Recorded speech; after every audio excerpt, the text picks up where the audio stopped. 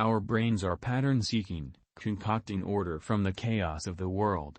When we come across new situations, our brains look for patterns, similar to previous situations, to use as a template for prediction.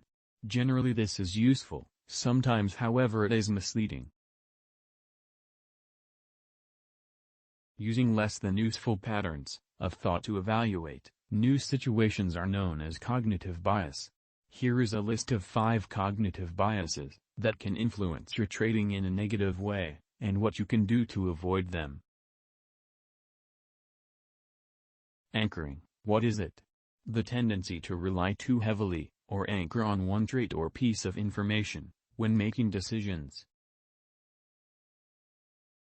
How to avoid anchoring. Often we convince ourselves of a position without doing due diligence, for fear of missing out. However, the cost of not following a robust due diligence process is potentially far higher than missing any single opportunity.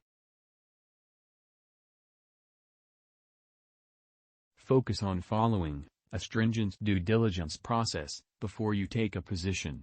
You will miss far more opportunities than you take. All successful traders, investors do, and this is okay. A handful of well-researched excellent positions is far better than many average ones. Confirmation bias. What is it?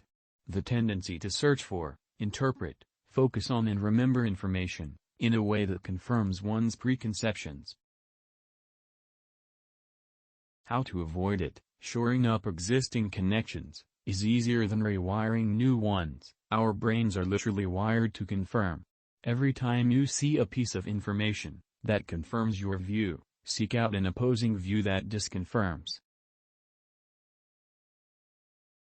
Having conviction in a position is vital for holding through difficult periods, however doing so whilst ignorant of the myriad of other possible outcomes will hurt you in the long run. Be scientific. To improve your outcomes, seek to disprove your preconceptions. Hindsight bias. What is it? The tendency to see past events as being predictable at the time those events happened. How to avoid it. Our brains want to make sense of the world, so it will construct sense in hindsight from what it didn't fully grasp in the moment. Journal all of your decisions, why you made them, and what you thought the outcome would be. When you review your decisions, you will have accurate information regarding the story at the time, and not the story concocted post-event. This will help your decision-making going forward if presented with similar situations. Loss aversion. What is it? The perceived disutility of giving up an object is greater than the utility associated with acquiring it. How to avoid it. We all hold positions longer than perhaps we should. Taking a loss is never an enjoyable experience. However, non-enjoyment should be redundant. Your job is to execute a system based on probability. If your system is based on probability, with adequate risk management, you can reframe your role as one of executioner.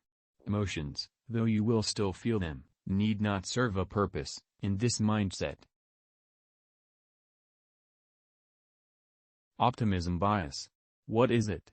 The tendency to be over-optimistic, underestimating the probability of undesirable outcomes, and overestimating favorable and pleasing outcomes. How to avoid it. Run through and journal a list of all possible outcomes, and what your actions will be if such outcomes arise. Knowing you are prepared for all outcomes means you can move from a mindset of confidently hoping to executing. Remember, we all fall victim to cognitive biases. The first step to overcoming them is awareness.